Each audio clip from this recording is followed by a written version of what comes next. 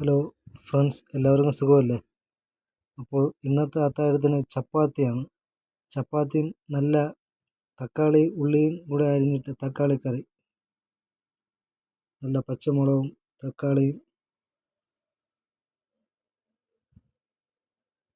ഇടയ്ക്കിടയ്ക്ക് അത്താഴത്തിന് കാപ്പി ആകുന്നത് കഴിക്കുന്നത് നല്ലത് തന്നെയാണ്. പ്രത്യേകിച്ച് ചപ്പാത്തി. നമുക്ക് ഷുഗറുള്ളവർക്ക് ഷുഗർ കൺട്രോൾ ചെയ്യാം. ഡയറ്റ് ചെയ്യുന്നവർക്ക് ഡയറ്റ് ചെയ്യാം. ഞാനിന്ന് 4 ചപ്പാത്തി ഉണ്ട്. 4 ചപ്പാത്തിയാണ് കഴിക്കുന്നത്. അപ്പം അത്താഴത്തിന് വിശപ്പ് മാറ്റാൻ വേണ്ടി കുറച്ച് മാത്രം കഴിക്കുക. അപ്പം നമ്മുടെ ആരോഗ്യം മെയിൻറ്റെയിൻ ചെയ്യാൻ പറ്റും.